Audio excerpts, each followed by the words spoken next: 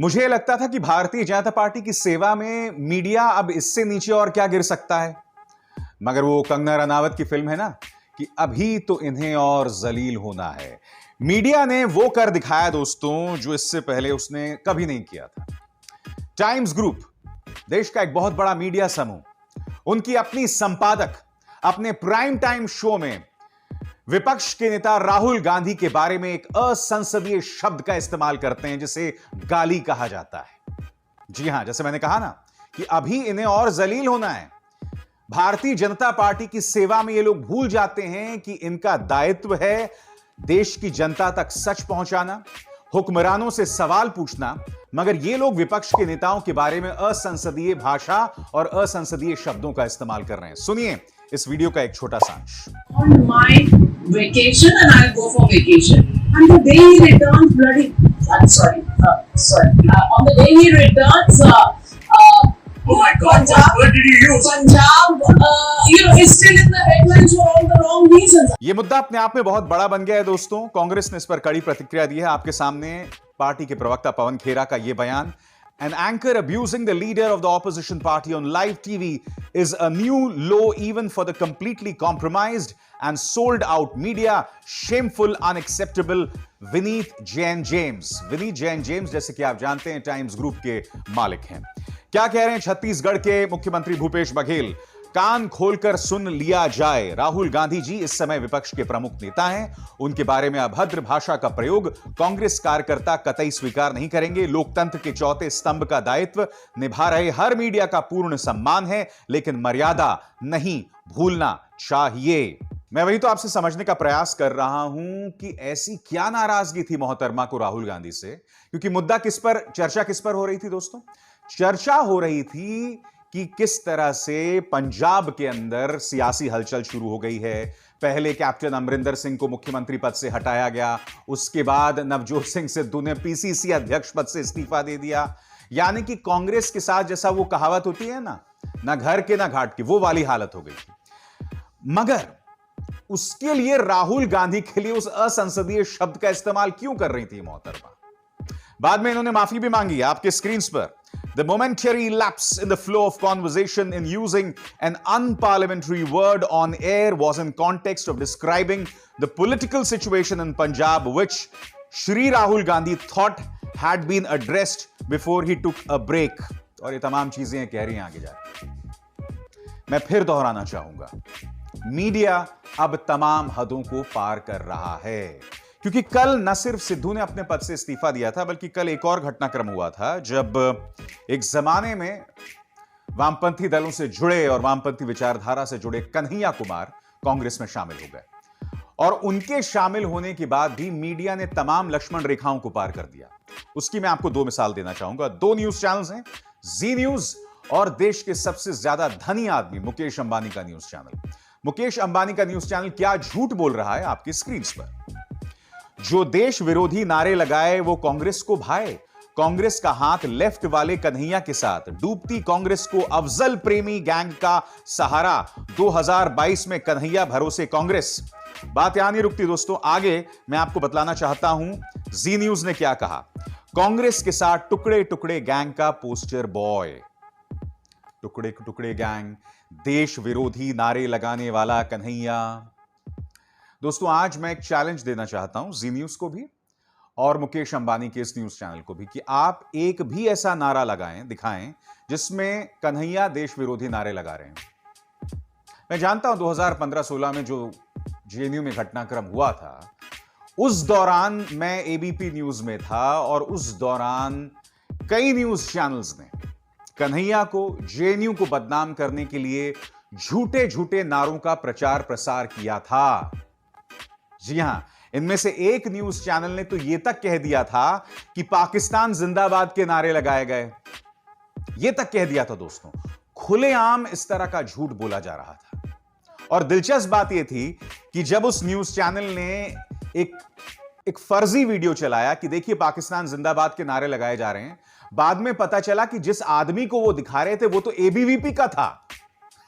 फिर उस news channel ने यू टर्न ले लिया कि नहीं भाई ये पाकिस्तान जिंदाबाद नहीं है, तो कोई और नारा था। मैं फिर आपसे पूछना चाहता हूं एक पॉलिटिकल पार्टी से आपके वैचारिक मतभेद हो सकते हैं। देखिए, अमेरिका में क्या होता है, दो मुख्य तौर पर न्यूज चैनल हैं, Fox News, CNN। Fox News का झुकाव रिपब्लिकन्स की तरफ है और CNN का झुकाव डेमोक्रेट्स की तरफ है। दो पॉलिटिकल पार्टी हैं, रिपब्लिकन पार्टी और डेमोक्रेट पार्टी, और उनका कवरेज भी कुछ इसी तरह से होता है। फॉक्स न्यूज का कवरेज रिपब्लिकन पार्टी के समर्थन में होता है और CNN का कवरेज अमूमन डेमोक्रेट्स के समर्थन में होता है। मगर मैं आपको एक बात बताता हूं, आपको यह वीडियो याद है जब CNN के जिम कॉस्टा डोनाल्ड ट्रंप से सवाल पूछ रहे थे? इस घटनाक्रम के बाद जिम कॉस्टा का व्हाइट हाउस का एक्रेडिशन, उनका जो प्रेस पास है, वो वापस ले लिया गया था। तब तमाम न्यूज चैनल्स ने एक मंच पर आकर CNN और जिम कॉस्टा का साथ दिया था। ऐसा नहीं है कि फॉक्स न्यूज ने जिम कॉस्टा को गाली देनी शुरू की थी सिर्फ इसलिए कि जिम कॉस्टा राष्ट्रपति ट्रंप, जो कि रिपब्लिकन पार्टी से, उनसे सवाल कर रहा था। नहीं, क्योंकि पत्रकारिता के सिद्धांतों की जड़ें वहां बहुत ज्यादा मजबूत हैं। और हमारे यहां पर जो मीडिया भारतीय जनता पार्टी के प्रचार तंत्र से डरा हुआ है, वो इस तरह की हरकतें करता है। राहुल गांधी को गाली देना, कन्हैया के खिलाफ डेफेमेटरी लाइबलस झूठ चलाना, तो कुछ भी चलता है दोस्तों यहां पर। और ये इसलिए भी चलता है क्योंकि कल ही मैंने वो वीडियो देखा था जिसमें त्रिपुरा के मुख्यमंत्री बिप्लब देव कह रहे थे कि अदालत से मत डरिए, कंटेम्प्ट ऑफ कोर्ट से मत डरिए, मैं सबका बाप हूं, पुलिस मेरे अंडर आती है, मेरा कोई कुछ नहीं बिगाड़ सकता। वो याद है ना आपको?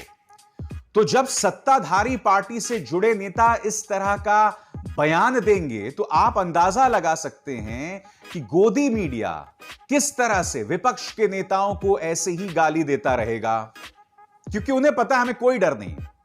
आपको याद होगा रिपब्लिक टीवी के जो संपादक हैं, जो 7 दिन जेल में रहे थे, उन पर आरोप था एक आदमी पर आत्महत्या करने का दबाव डालना। उसके चलते अर्नब गोस्वामी 7 दिन तक जेल में रहा था। मुंबई पुलिस ने TRP घोटाले में इस आदमी का नाम चार्जशीट में भी डाला है।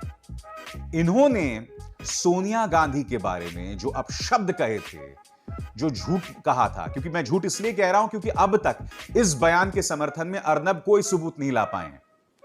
मैं चाहूंगा कि आप उनका यह बयान सुनिए। वो खुश है कि संतों को मारा गया, जहां पे उनकी सरकार है। रिपोर्ट भेजेगी वो इटली में रिपोर्ट भेजेगी, मैं बोल रहा हूं, वो इटली में रिपोर्ट भेजेगी। देखिए, चाहे कन्हैया के खिलाफ प्रोपेगेंडा हो, चाहे राहुल गांधी को गाली देना हो, या फिर सोनिया गांधी के बारे में अर्नब गोस्वामी के जो झूठे शब्द हैं, झूठी बयानबाजी है, ये सब बतलाता है कि ये लोग पत्रकारिता नहीं कर रहे। और इनमें और भारतीय जनता पार्टी के प्रचार तंत्र में कोई फर्क नहीं रहा। भारतीय जनता पार्टी का प्रचार तंत्र तो नाक कटवा ही रहा है दुनिया भर में। ये लोग भी अमेरिका जाकर देश की नाक कटवाते हैं। मैं आपको एक मिसाल देता हूं दोस्तों। न्यूयॉर्क टाइम्स ने एक ट्वीट किया है, एक बयान दिया आपके स्क्रीन पर।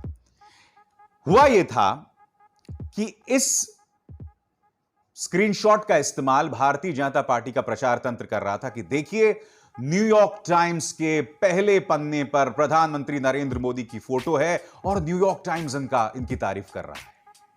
यह झूठ मैं दावे के साथ कह सकता हूं कि भारतीय जनता पार्टी जिन जिन व्हाट्सएप ग्रुप्स में सक्रिय हैं, इन्होंने यह झूठ वहां पर भेजा होगा।